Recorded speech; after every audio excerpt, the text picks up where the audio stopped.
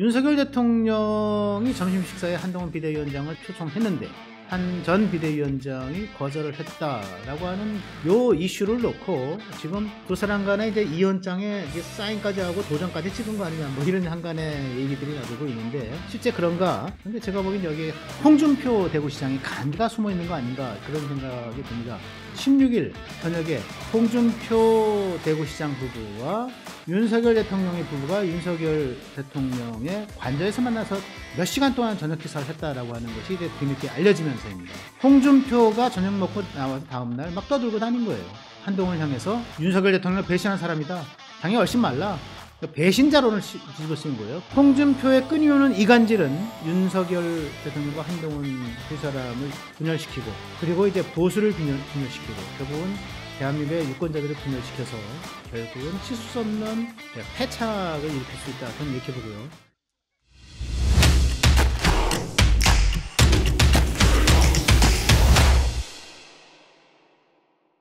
(2024년 4월 23일) 화요일 허민의 뉴스쇼 두 번째 주제는 윤석열 대통령과 한동훈 비대위원장 완전히 결별한다? 라는 주제를 갖고 여러분과 함께 하겠습니다. 네, 윤석열 대통령이 점심 식사에 한동훈 비대위원장을 초청했는데 한 전 비대위원장이 거절을 했다라고 하는 요 이슈를 놓고 지금 두 사람 간에 이제 이원장에 사인까지 하고 도장까지 찍은 거 아니냐 뭐 이런 한간의 얘기들이 나돌고 있는데 실제 그런가? 사실 이미 선거 전부터 두 사람 간의 관계가 이제 유기적 관계는 아니었죠. 유기적 관계, 즉 살아 움직이는 생물 조직과 같은 관계는 아니었던 거고 그렇다면 죽어있는 관계였다는 것인데 선거 후에 더 벌어졌다는 평가들이 나오고 있습니다. 두 사람이 완전히 결별로 가는 것인지 네, 근데 제가 보기엔 여기 뭐라 그럴까요? 홍준표 대구시장이 간기가 숨어 있는 거 아닌가 그런 생각이 듭니다. 이 문제 같이 한번 차근차근 알아보겠습니다. 시작하기 전에 구독, 좋아요, 알림 설정 지금 곧 부탁을 드리겠습니다.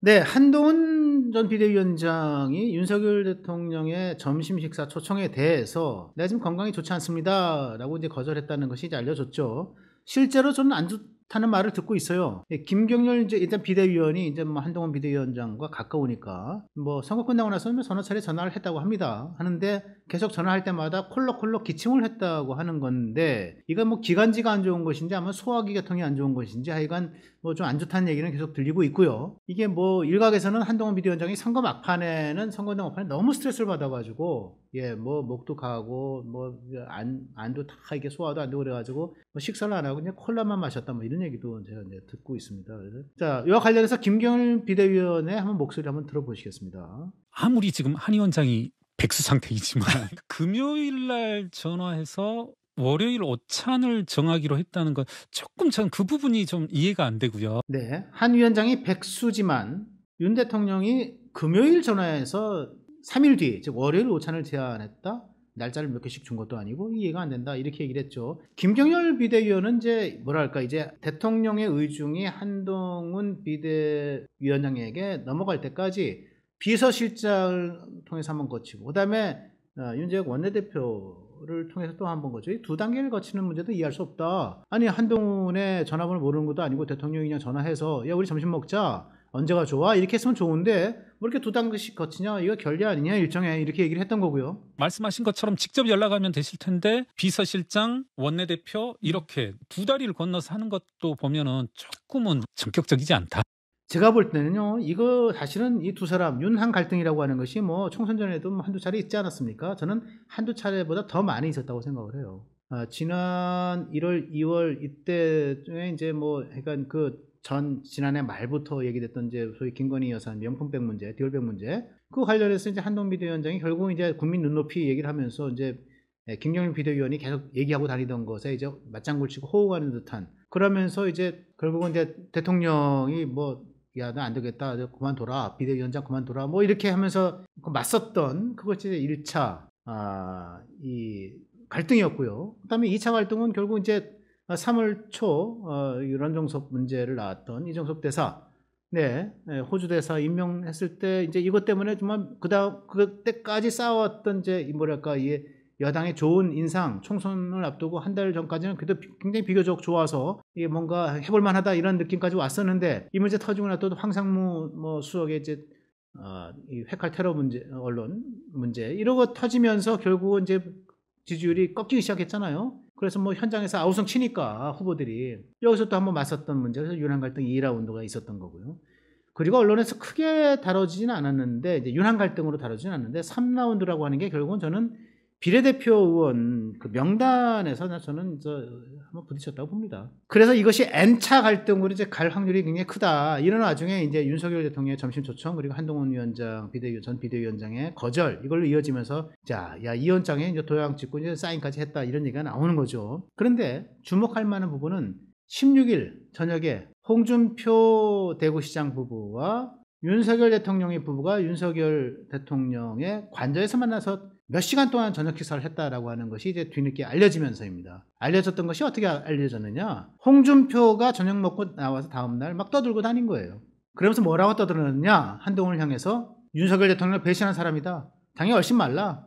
배신자론을 뒤집어 쓰는 거예요. 그래서 이제 저 사람은 이제 황세자에서 폐세자가 됐다. 예. 이렇게 얘기를 한 거죠. 이 배신자론이라고 하는 게 지금 보수 진영 정치권에서 얼마나 민감한 문제인지 여러분들은 아시죠? 예. 지금 그것 때문에 결국은 이제 자기 지역에서의 세력 기반 다 잃고 지금까지도 하여간 정치하는데 여러 가지 제약을 갖고 있는 인물이 누굽니까? 그 유승민 전 의원. 이게 배신자론 때문에 지금까지 이렇게 막혀 있는 거 아니겠어요? 근데 그 배신자 프레임을 한동훈 위원장이 뒤집어 씌운 겁니다. 굉장히 한동훈 전 의원이 굉장히 기분이 언짢았을 것 같다. 그리고 저녁을 먹은 다음 날, 대통령과 저녁을 먹은 다음 날 이것이 막 알려지고 말하자면 홍준표 입에서 막 튀어나오니까 이것이 결국은 홍준표가 윤 대통령의 스피커 역할을 한 거 아니냐, 윤 대통령의 의중을 내비친 거 아니냐 이렇게 얘기가 된 거죠. 그래서 이제 한동훈과 윤석열 두 사람이 이제 결별하는 거 아니냐 관측이 나오는 거 아니냐. 근데 이제 한동훈 비대위원장이 또 뭐라 그랬습니까? 점심 초청에 대해서 내가 건강이 안 좋아. 많은 얘기했어요. 사실은 그 뒤에 더 여지를 남겼으려면 내가 건강이 안 좋습니다. 대통령님. 그런데 제가 좀 나으면 그때 한번 다시 초청을 해주시면 제가 기꺼이 응하겠습니다. 이렇게 얘기했어야 되는데 그 뒷말이 없는 거예요.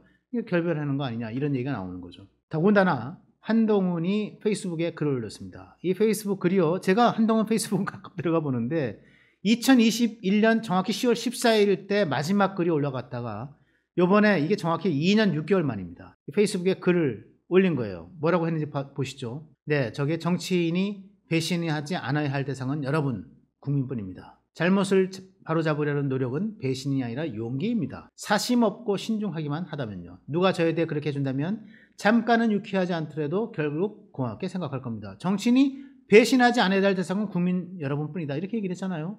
홍준표가 대통령의 의중을 대변한 것으로 의심되는 그 배신자론에 대해서 나는 배신하지 않았다. 나는 그냥 용기 있게 얘기한 것뿐이다. 그런데 그걸 용기 있게 얘기하면 그걸 흔쾌히 받아들여서 고치면 되는데 고치지 않은 거 당신 아니냐. 이렇게 대통령을 직격한 것으로도 볼 수 있는. 자, 그렇게 얘기하면서 마지막에 정교해지기 위해서는 시간을 갖고 공부하고 더 성찰하겠다 이렇게 얘기했습니다.